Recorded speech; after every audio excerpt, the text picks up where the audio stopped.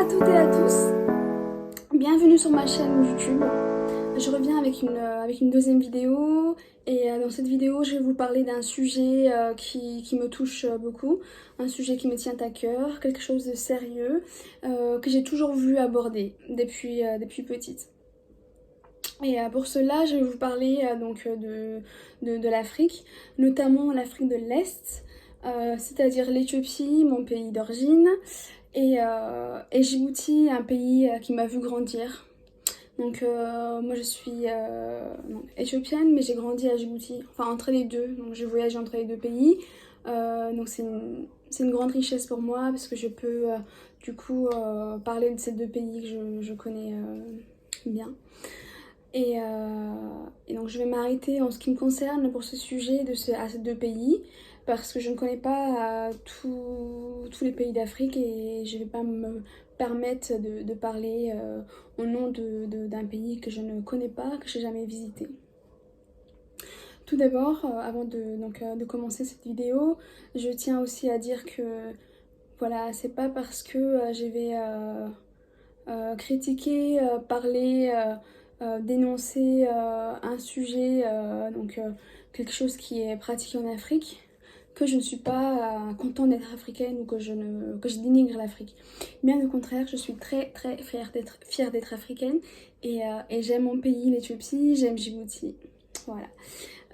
Cependant, cela ne m'empêche pas de dire que nous avons encore beaucoup de progrès à faire sur certains sujets. Notamment concernant la place de la femme dans la société africaine. Ce qui est paradoxal, il faut savoir que la femme, elle a une place très importante, sacrée au sein de la société et de la communauté africaine, notamment dans les familles, etc. Mais à la fois une pression en fait, donc une pression qui s'exerce sur elle. Et c'est paradoxal, mais c'est comme ça. Et moi, ce que je veux défendre, en fait, ça va pas s'arrêter que à la femme africaine, mais pour cette vidéo-là, je vais parler de la femme africaine, parce que c'est des pratiques qui sont exercées sur la femme africaine. Mais voilà. Comme je l'ai dit dans l'autre vidéo, dans la première vidéo, mon but c'est de parler, en fait, de mes expériences personnelles, et de témoigner et de donner ma vision en tant que femme. Et donc là, comme vous avez pu le deviner, je vais vous parler de l'excision et les mutilations sur les femmes, donc quand elles sont petites, donc les petites filles. Ça se fait généralement entre 5 ans et 10 ans à peu près. C'est rarement au-delà des 10 ans, peut-être 12 ans je pense, mais c'est rare. Ça doit être fait tant qu'elles sont jeunes. Et en fait, donc moi c'est quelque chose que, déjà je tiens à préciser, j'ai dit ouvertement que je suis contre. Je pense que ça dépend des personnes qui tolèrent, qui l'acceptent parce qu'elles estiment que c'est leur culture. Et moi je suis pas d'accord avec ça et c'est aussi mon droit en fait de dire que je suis pas d'accord. Et je pense que toute femme qui se respecte devrait en fait être contre ça. Mais malheureusement, beaucoup de femmes pensent avoir fait le choix par elles-mêmes, mais elles subissent en fait une pression sociale et en fait c'est pas un choix personnel, c'est quelque chose qui est tellement ancré en fait depuis des générations en nous et que on pense avoir fait le choix. Mais bon, ça c'est l'opinion de chacun et la mienne est que je suis contre totalement et voilà, je tiens à défendre ça et vraiment j'espère être entendue. Peut-être qu'il y a une maman qui va passer par là et qui va entendre mon message, j'espère de tout cœur. Et puis voilà, je vais vous raconter comment en fait j'ai été confrontée à cela. Donc moi j'ai grandi jusqu'à l'âge de 12 ans, jusqu'à mes 12 ans en Éthiopie et à Djibouti. Et en fait, l'excision et les mutilations, c'est vraiment un sujet, on va dire, qui est très important quand quand t'es donc une femme, une jeune fille, c'est quelque chose que, par laquelle beaucoup d'entre nous passent, même si ça reste, on va dire, un tabou ici. Là-bas, c'est vraiment, en fait, c'est limite, c'est normal. Quelqu'un qui l'a pas fait et quelqu'un qui est pas... je vais quand même dire que ça dépend en fait de région, même en Éthiopie. Je pense pas que ça soit pareil par exemple dans la capitale ou... Et encore, je l'ignore parce que moi je suis une fille qui vient de... Donc c'est quand même une grande ville, je viens de Diredawa. Donc ça c'est sûr. Dans les régions de Diredawa, Harar, tout ça, c'est...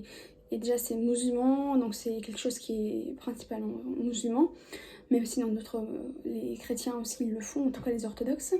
Autrefois, en tout cas, elle le faisait, et il me semble, je vais pas dire de bêtises, mais du coup, je vais m'arrêter à ça, en fait, parce que je vais pas dire des choses que je ne sais pas. En tout cas, pour les musulmans, c'est sûr. C'est quelque chose qui est, en fait, une petite fille doit passer par ça pour être, on va dire, acceptée en tant que femme, plus tard. Voilà. Sinon, elle est considérée, tenez-vous bien, et c'est vraiment ça, comme impure. Donc, une femme qui n'est pas excisée, elle est impure. Et donc c'est leur façon c'est une des premières façons de justifier. Et l'autre façon de justifier, une fois de plus, c'est pas des paroles en l'air ou des choses que j'ai dit sans savoir. C'est vraiment, une fois de plus, c'est personnel. C'est en fait considéré comme quelque chose de...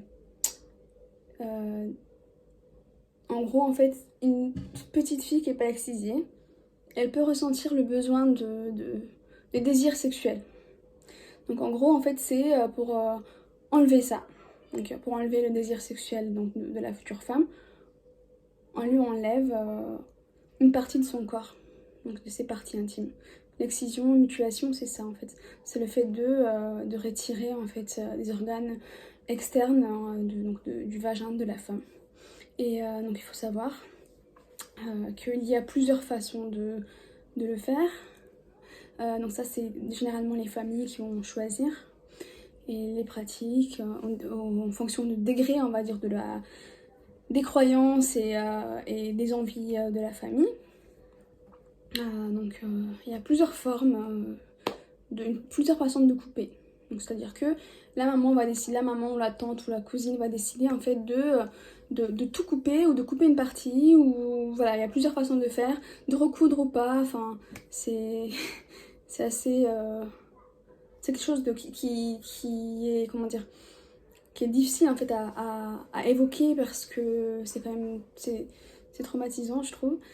Et en gros, voilà, on coupe le clitoris, les petites lèvres, les grosses lèvres, et parfois on recoue tout ça après ensemble.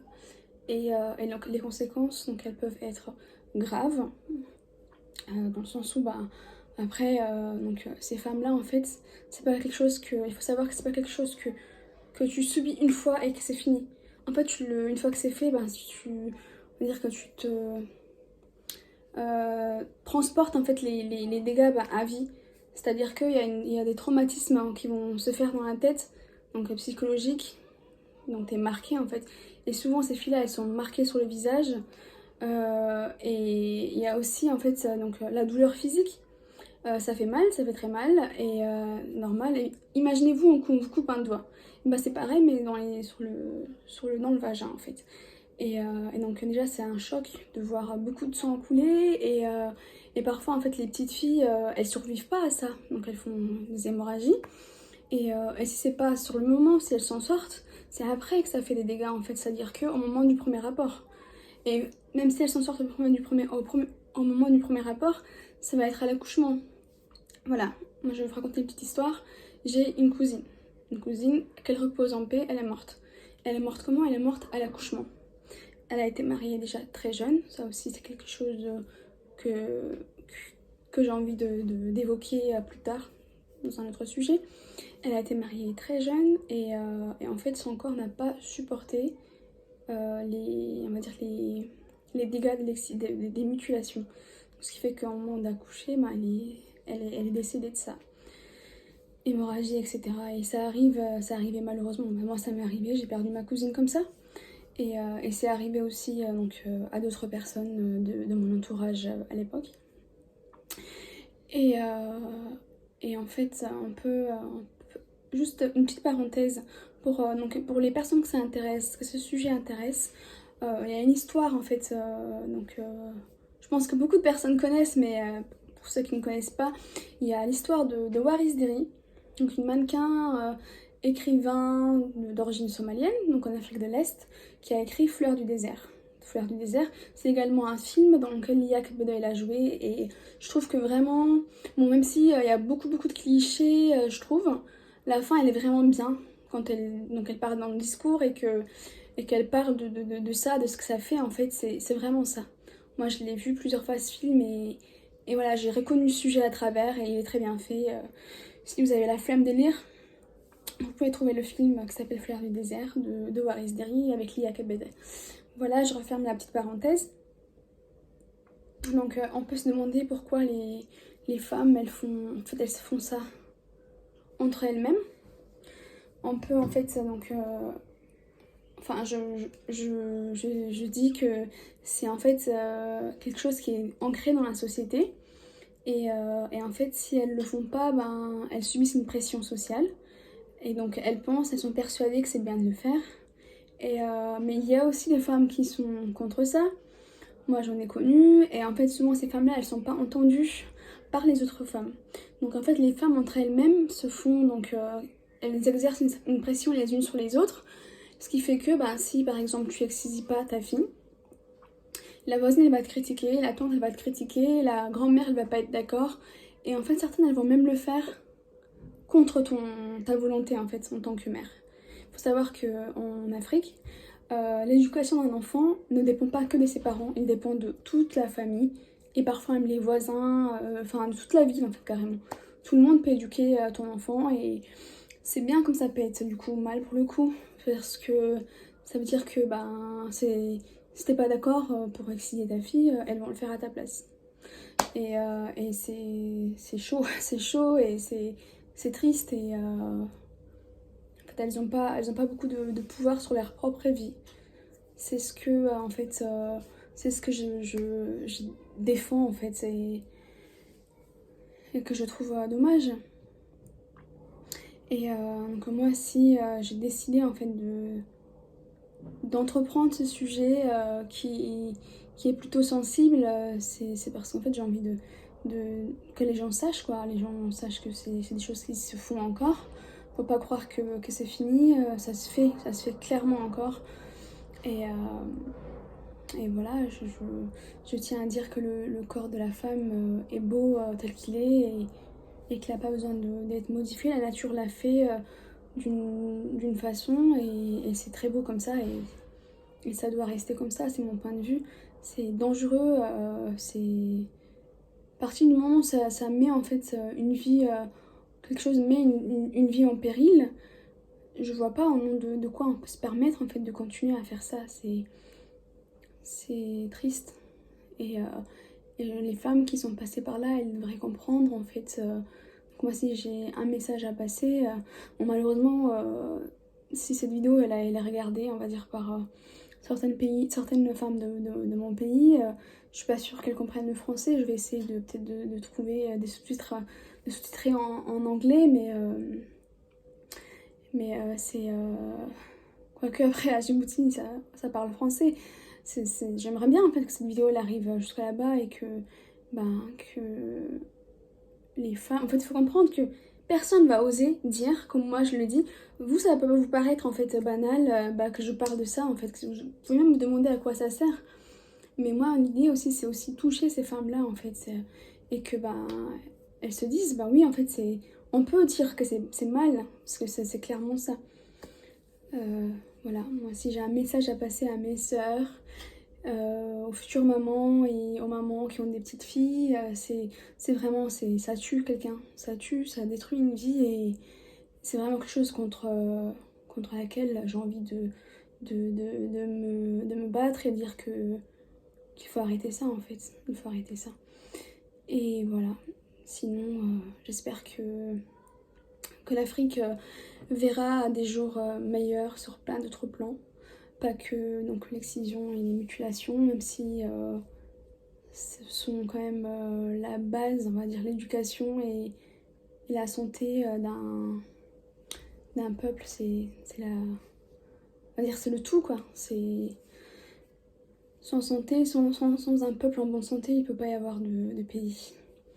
Voilà. Merci d'avoir écouté cette vidéo et je vous dis à très bientôt.